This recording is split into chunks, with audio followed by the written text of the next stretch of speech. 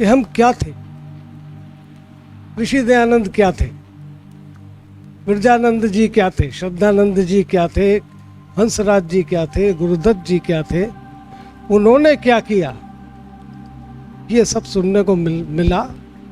और आवश्यक भी है कि जो उन्होंने किया, क्या उनके पद चिन्हों पर चलकर हमारे समाज को कुछ आगे ले जा सकते हैं। पर आज हम क्या कर रहे हैं, बात सोचने की ये है। हमने सोचे हमें क्या मिला है, हम ये सोचें किया है क्या अर्पण, है ना। दो आपको उदाहरण बता देता हूँ। हमारे यहाँ एक अनिल आर्य जी आते हैं, कभी कभी आते हैं। तो एक दिन उनसे बात हो रही थी। एक भारत में एक और व्यथा है कि जिनके बच्चे बाहर चले गए हैं, बाहर ही नहीं गए हों, माता पिता दिल्ली में रहते हैं या किसी बड़े शहर में, मुंबई में रहते हैं, बच्चे कहीं और दूसरे शहर में रहते हैं या विदेश में रहते हैं, और इतनी उम्र हो गई है कि वो अपना भोजन भी नहीं बना सकते या किसी को बुला के उतना नहीं कर सकते कि घर में सामान ला के दें, भोजन बनवा के खा लें। उनके लिए उन्होंने 100 ऐसे परिवार ढूंढ लिए हैं, और हर एक परिवार के लिए तो उन्होंने टिफ़िन दान ले लिए। 100 लोगों का भोजन बनता है, वो खुद बंटवा देते हैं वहाँ पर। 100 लोगों के यहाँ टिफ़िन दान रख दिया, जो कल दिया था टिफ़िन दान वो लेके आ जाता है, वो आज वाला दे आता है, और इस तरह से ये सिलसिला चल रहा। तो मैं अभी गुरुकुल के बारे में तो बाद में बताऊंगा, कभी जब समय मिलेगा। गुरुकुल उड़ीसा में, नवप्रभात गुरुकुल उड़ीसा में आश्रम में रह के आया हूँ मैं 16 दिन। तो वहाँ क्या होता है, क्या उसके बारे में तो कभी जब समय मिलेगा बताऊंगा। पर एक विशेष बात जो वहाँ पर हुई उसके बारे में आपको बताता हूँ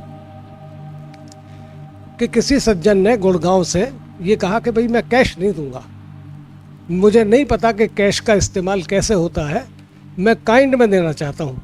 तो मैं बच्चों के कपड़े देना चाहता हूँ कि जो वहाँ पीत वस्त्र पहनते हैं। वहाँ 2 गुरुकुल हैं, एक कन्याओं का है, एक बालकों का है। बालकों में 110 बच्चे हैं, कन्याओं में 64 लड़कियाँ हैं। तो बोले कि मैं पीत वस्त्र दे दूंगा और जिससे बच्चों के कपड़े बन जाएं। तो स्वाभाविक है कि मैंने वहाँ के आचार्य जी से पूछा, मैं तो ये निर्णय नहीं लेना मुझे नहीं चाहिए कि आचार्य जी ऐसा एक सज्जन कह रहे हैं कि पीत वस्त्र वो देना चाहते हैं। आचार्य जी ने कहा कि इस समय ऐसी अवस्था है कि गुरुकुल के लिए अगर कोई गाली भी दे तो वो भी ले लो। गुरुकुलों को इस बात की आवश्यकता है। कल रात ही मैं एक गुरुकुल से बात कर रहा था, दबथला में एक गुरुकुल है, वो हमारे यहाँ आ चुके हैं प्रमोद जी, और उनकी पत्नी ने गवर्नमेंट की जॉब छोड़ दी, और वो दोनों जने, अब उन्होंने 5 टीचर भी रख लिए हैं, 32 कन्याएं हैं, गुरुकुल बन गया है। आप ये देखो कि 32 लड़कियों को वहाँ पर शिक्षा संस्कार प्राप्त हो रहे हैं। तो आर्य समाज में मैं हमेशा, हमारा आर्य समाज इस मामले में अग्रणी रहा है कि हम गुरुकुलों को सहायता करना चाहते हैं, उनकी मदद करना चाहते हैं।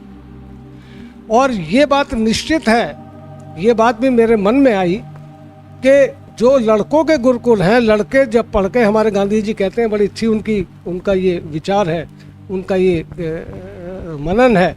वो कहते हैं कि जो गुरुकुल में लड़के पढ़ के जाते हैं वो समाज की, आर्य समाज की सेवा नहीं करते। ये बात बिल्कुल सही है। ये अलग बात है कि उनमें वो संस्कार पड़े हुए होते हैं, पर जो लड़कियों के गुरुकुल हैं उनमें जो एक बार संस्कार लड़कियों में आ गए, ये तो बात निश्चित है कि वो संस्कार परिवार को मिलेंगे और भारत देश की प्रगति इस तरह से ही संभव है कि लड़की को जब संस्कार आ गए, वो जब कभी माँ बनेगी, उसके बच्चे होंगे, उसका परिवार होगा, तो वो संस्कार उसको जरूर जाएंगे। तो मेरे कहने का जो आशय है वो यही है कि हम यहाँ आर्य समाज में तो पूरी मदद कर रहे हैं, अपना तन मन है। हम ये सोचें कि हम समाज के लिए क्या कर रहे हैं। अगर कुछ भी नहीं कर सकते तो इतना तो कर ही सकते हैं कि हम गुरुकुलों को जरूर सपोर्ट करें। हम ये देखें कहाँ पर है गुरुकुल, उस गुरुकुल को सपोर्ट कर दें। एक यहीं पे हमारे उन्होंने कहा कि मैं गुरुकुल के लिए जो बच्चियां हैं वहाँ पर उनके लिए कापियाँ, पेंसिल, जो लेखन सामग्री है वो भेजना चाहता हूँ।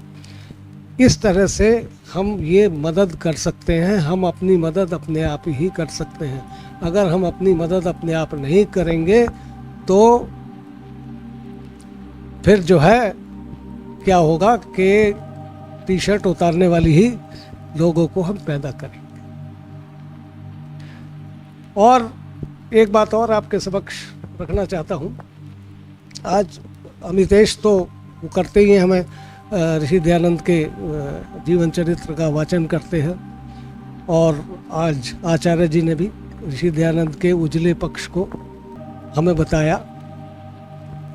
मेरे विचार में ऋषि दयानंद जो थे वो एक परफेक्शनिस्ट थे कि जब उन्होंने ये कह दिया कि राजन तेरे राज्य से मैं एक दौड़ में बाहर जा सकता हूँ, पर मैं उस परमात्मा के राज्य से कैसे बाहर जाऊंगा कि उसका तो राज चारों तरफ है, उसके राज से तो मैं बाहर जा ही नहीं सकता। तो वो परफेक्शनिस्ट थे।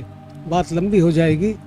ये विचार मेरे अंदर आया है कि परफेक्शनिस्ट थे, और यदि हमने उसको डाइल्यूट नहीं किया तो आज जो स्थिति है वही बनी रहेगी। देखिए, एक विद्यार्थी है, विद्यार्थी जब पढ़ता है, मान लें हम 7वीं 8वीं 9वीं 10वीं का विद्यार्थी है, जब अपनी किताबों से ज्ञान प्राप्त करता है तो क्या होता है, वो साकार ज्ञान होता है। किताबें हैं उसके सामने, टीचर पढ़ा रहा है, वो साकार ज्ञान होता है। परंतु जब वो एग्ज़ाम देता है तो क्या किताबें उसके पास होती हैं? वो ज्ञान कैसा है? वो निराकार ज्ञान है। वो कैसा ज्ञान है? वो निराकार ज्ञान है। इसी तरह से जब चंचल बच्चा होता है तो उसको पढ़ाने के लिए क्या करते हैं टीचर? खिलौने देते हैं कि इसका मन जो है मैं इसको दूसरी तरफ ले जाऊं। वो गिनती खिलौनों से सिखाना शुरू कर देते हैं। तो एक ये जब खिलौनों से गिनती सिखाते हैं तो जब परमात्मा को हम पाना चाहते हैं, एक ऋषि दयानंद जो कहते हैं, मैं कहता हूँ परफेक्शनिस्ट हैं, कि अगर परमात्मा का ध्यान है तो वो योग दर्शन की बात करते हैं कि ध्यानम निर्विषयम मन, कि ध्यान जो है वो मन का निर्विषय होना है, विषय होना ही नहीं चाहिए। और मूर्ति में जब मैं बात करता हूँ, जब वो कहते हैं कि मूर्ति पूजा नहीं होनी चाहिए, मूर्ति का यही होता है कि मूर्ति में अगर मूर्ति में लगे रहोगे तो ईश्वर का ध्यान नहीं हो सकता। पर शुरू में जैसे बच्चे को हम खिलौनों से सिखाते हैं, तो शुरू में यदि मूर्ति में ध्यान करके, क्योंकि भगवान तो मूर्ति में भी है, भगवान मूर्ति में भी है, अगर उससे शुरू करके बाद में उसको हटा दिया जाए और ध्यानम निर्विषयम मन की स्थिति ला दी जाए तो ये संभव है। और तब ये नहीं होगा कि आर्य समाजी को, कुछ लोग ये कहें कि ये तो भगवान को मानते ही नहीं। आर्य समाजियों के लिए सबसे बड़ी बात यह है कि ये भगवान को मानते ही नहीं, और आर्य समाजी दूसरे पक्ष को कह रहा है कि ये तो मूर्ति पूजा कर रहे हैं, ये तो भगवान को मानते ही नहीं, ये तो भगवान ही नहीं है। ये बात को ख़त्म करना पड़ेगा। जब तक हम ख़त्म नहीं करेंगे इस बात को, तब तक हम एक नहीं हो सकते। हम कितना भी कहते रहें कि हम एक हैं तो सेफ हैं, हम एक तो तभी होंगे ना, हम उसका सम्मान करें, वो हमारा सम्मान करें। और इसका यही है कि शुरू में आनंद स्वामी जी की किताब पढ़िए, जीवनी पढ़िए, उसमें उन्होंने साफ लिखा है कि जब शुरू में आप परमात्मा को पाना चाहते हैं तो मूर्ति के थ्रू भी पाइए, और उससे बढ़ते बढ़ते बढ़ते बढ़ते फिर अपने आप ही निराकार हो जाएगा। उसने कवि ने लिख दिया है, माला फेरत जुग भया, फिरा न मन का फेर, मन का कर का मन का डाल दे, मन का फेर। कि जब आप माला फेरते हो तब तो यही रहता है ना, आप कितने हो गए, अब एक माला हो गई, अब 108 हो गए, ये तो वो कहते हैं कि कर का मन का डाल दे, मन का फेर।